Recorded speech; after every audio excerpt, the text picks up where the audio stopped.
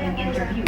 Tila biglang nag-iba ang mood ni Greta nang pag-usapan ng kaya Kasi I said, pagkatapos ng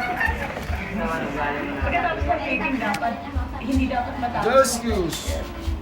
Matapang yung na natabling pa siya. Lalo bang naging emosyonal si Gretchen nang maalala niya ang greatest advice na naibigay niya kay Bea pagdating sa love life. Ang parati kong sinasabi sa kanya, uy, hindi tayo parang magkasama. Kasi you're gonna work. Ang isipin mo parati, we only have one life to live. And you have to live your life to the fullest. Sabi ko sa kanya, you have to love yourself.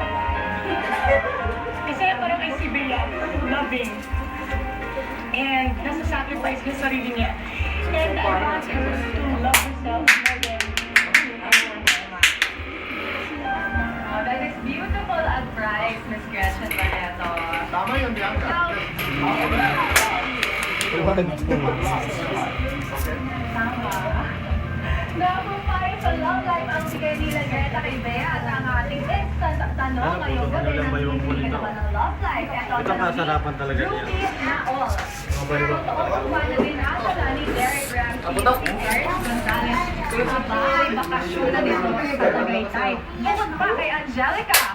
Aba, tanungin natin si Derek kung totoo nga ba ang balitang yan. Susunod mga kaibigan, taping ng pinakamasustansya ng teleserye sa studio ng Juanita Banana. Sisinitin natin. At comedy queen ay nagkakaroon si G. Domingo may buwelta sa mga nangingitriga sa pagkakaibigan nila. Next na yan sa SNL.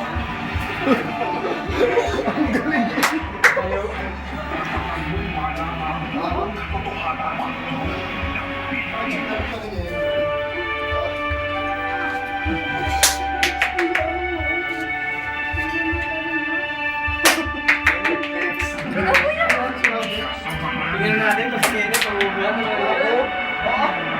Hindi ko.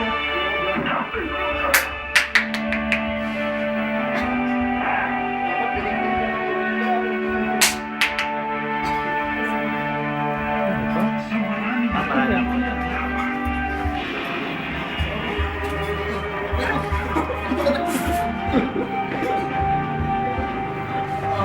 Kaya yun.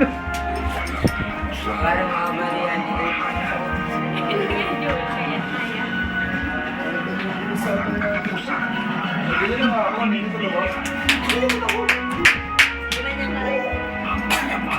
Kaya ka?